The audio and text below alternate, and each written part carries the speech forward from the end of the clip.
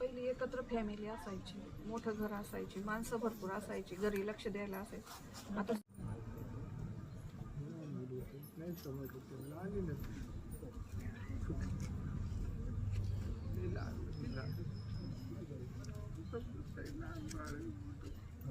खरं तर शब्दच फुटत नाही आहेत, कारण त्या मुलीच्या आई वडिलांची परिस्थिती बघितल्यानंतर आम्ही त्यांचं काय सांत्वन करावं हा प्रश्न आमच्या पुढे पडलेला आहे. अशा घटना घडूच नयेत आणि जी घटना झाली आहे त्याचा मी जाहीर असा निषेध करते. परंतु नुसता निषेध करून चालणार नाही, तर पुढच्या काळात सुद्धा अशा घटना घडू नयेत याच्यासाठी आपल्याला शासन असेल, समाज म्हणून असेल, आम्ही सगळे लोकप्रतिनिधी म्हणून असेल, याच्यासाठी नक्की काय करणं गरजेचं आहे याचाही विचार पुढच्या काळात करावा लागेल. आणि जी घटना घडली आहे कायद्याच्या चौकटीत राहून शेवटी आपल्याला निकाल लागणार आहे, पण तो कायद्याच्या चौकटीत ह्या लोकांची जी अवस्था आहे ती बघितल्यानंतर त्यांचं असं म्हणणं आहे की लवकरात लवकर त्या नराधमाला शिक्षा व्हावी. आणि याच्यासाठी आम्ही शासनाला विनंती करणार आहोत की अशा केसेसमध्ये काहीतरी कालावधी ठरवून द्यायला पाहिजे की तेवढ्या दिवसात निकाल हा लागायलाच पाहिजे, चार्जशीट ही लवकर जायला पाहिजे आणि फास्ट ट्रॅक कोर्टवर अशा केसेस चालल्या पाहिजे. हे जे सगळं प्रकरण आहे फास्ट ट्रॅक कोर्टामध्ये गेलं पाहिजे. स्थानिकांची देखील भूमिका आहे आणि तो जो आरोपी आहे नराधम आहे त्याला फाशीचीच शिक्षा झाली पाहिजे.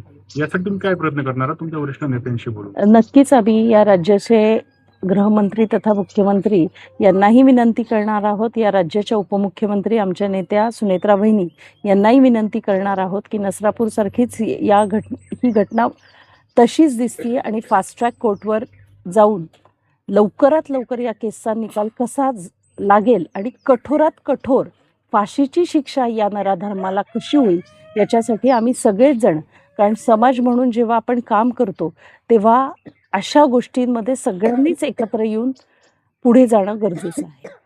अशा पद्धतीचे जे गुन्हे करतात खरं त्यांच्यावर कायद्याचा धाक राहिलेला दिसत नाही असं जाणवतंय काय? नाही, आता हा इतकी विकृत मानसिकता आहे की आता नक्की काय करावं म्हणजे शब्दच नाही आहेत ह्या गोष्टी बोलण्यासाठी. आजची परिस्थिती ही आहे, कारण त्या मुलीच्या आईच्या परिस्थिती बघितल्यानंतर आम्ही पण महिला एक आई आहोत आणि जी वेदना म्हणजे आम्ही फक्त सांत्वन करू शकतो की ताई गप्प बस आहे, पण तिला काय वेदना होणार असतील ह्या शब्दात व्यक्त करणं खूप अवघड झालेलं आहे. आताच मॅडमने सांगितलं तसेच अगदी आम्ही सगळे निशब्द आहोत.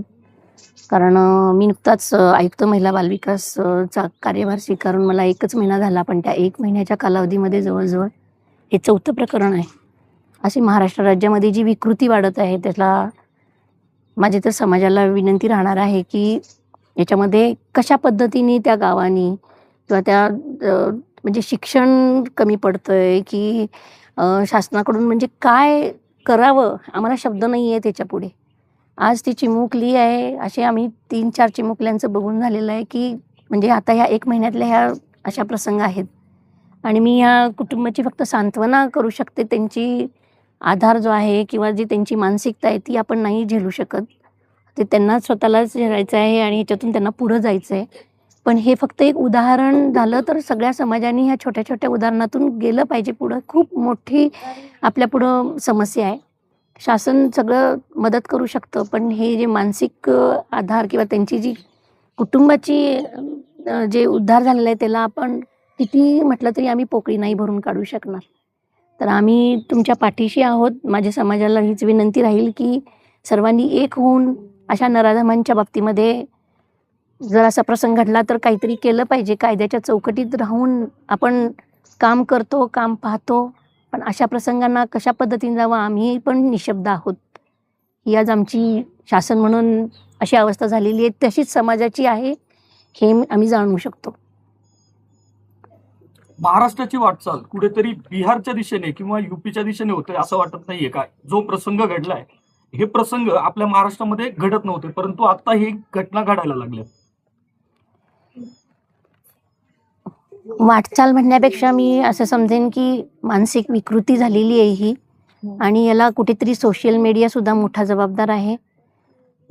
आणि समाजामध्ये मी मगाशीच म्हटलं की शिक्षण कशा पद्धतीने जावं, कसं जावं, कुठे जावं, कारण शासन शिक्षणासाठी खूप प्रयत्नशील आहे. पण तिथं प्रत्येक पालकसुद्धा आपल्या मुलांच्यावर संस्कार करायला पाठीमागं पडत नाही आहेत. मग हे सगळी पाश्चात्य संस्कृती घेऊन किंवा विकृती काय कमी पडतंय ह्याचा अभ्यास करून पुढे जायची गरज आहे असं मला वाटतं.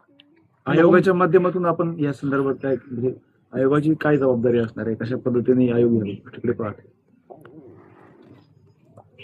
आयोगाची आज इथं जे काही अधिकारी किंवा हे आहे ते मी इथं आयुक्त महिला बाल विकास म्हणून आलेली आहे.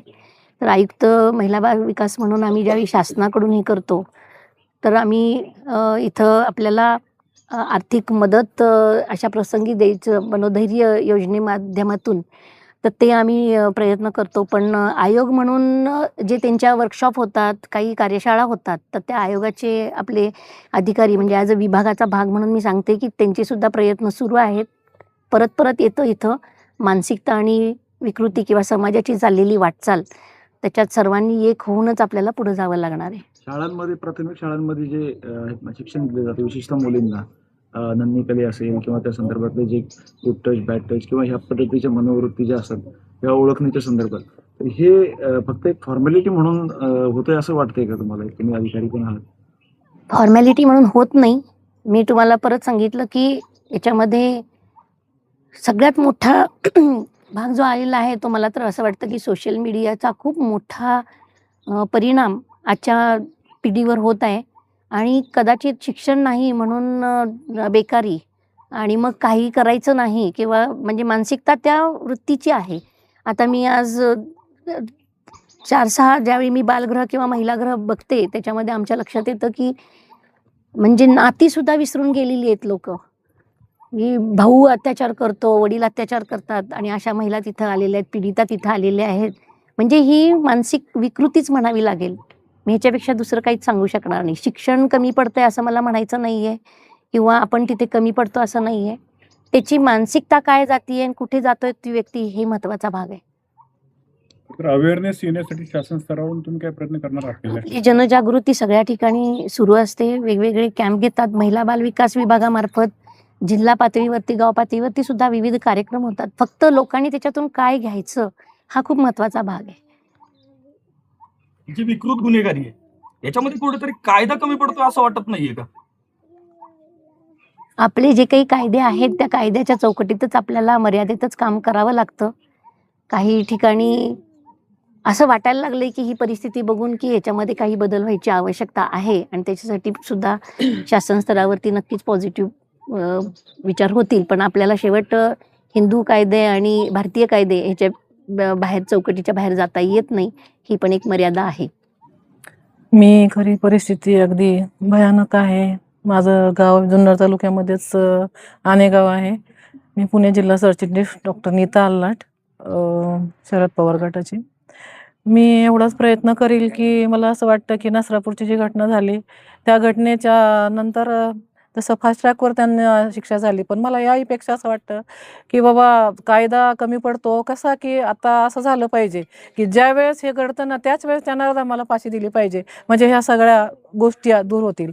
आणि शासनातर्फे मला पण वाटतं, आज बालकल्याण समितीच्या कमिशनर पण आहे तिथं, प्रत्येक ठिकाणी शाळा, कॉलेजेस आणि गावागावामध्ये मला वाटतं आठवड्याला 15 दिवसाला अशी मीटिंग झाली पाहिजे. त्यांना थोडं शिकवलं पाहिजे मुलींना, त्यांना थोडं शिक्षण दिलं पाहिजे. आईवडिलांनाही त्यांना शिक्षण दिलं पाहिजे. आईवडिलांनी तेवढी मुलीची काळजी घेतली पाहिजे. का तर एकटं मुलीला पण घरात सोडणं एवढं कठीण झाले. पण आता त्यांची पण परिस्थिती अशी की कामाला रोज जायचं आणि घरात लक्ष द्यायचं की काम करायचं असले गरीब परिस्थितीनुसार. आता मी मग अशीच वडिलांचं पाहिलं की सारखा मोबाईल बघून चिवला बघायची त्यांची फार इच्छा आहे. एवढं समजवलं त्यांना की तुम्ही आता मोबाईल पाहून काय करणार, एकदा ती काय परत येणार नाही आपल्याला. पण त्यांची इच्छा एवढीच आहे आणि माझी इच्छा एवढीच आहे की त्याला ना लगेचच फाशीची शिक्षा व्हावी. मी माझ्या परीने सुप्रियाताईंना उद्या निवेदन देऊन सांगेल की बाबा तुम्ही फास्ट ट्रॅकवर लवकर आणून ह्या नराधमाला लवकरात लवकर फाशी द्यावा, अशी इच्छा मी व्यक्त करते. यांना, ह्या कुटुंबाला दुःखद हा प्रसंग इतका आहे की आपल्यालाही मुलगी आहे, तुम्हाला सगळ्यांना मुलगी आहे, आई आहे, सगळ्यांना आहे. तर त्यांची विनंती सगळ्यांनी मान्य करावी, अशी सगळ्यांनी प्रयत्न करावा आणि त्यांच्या कुटुंबाला ही दुःख सहन करण्याची शक्ती मिळावी अशी ईश्वराला प्रार्थना करते. संपवते.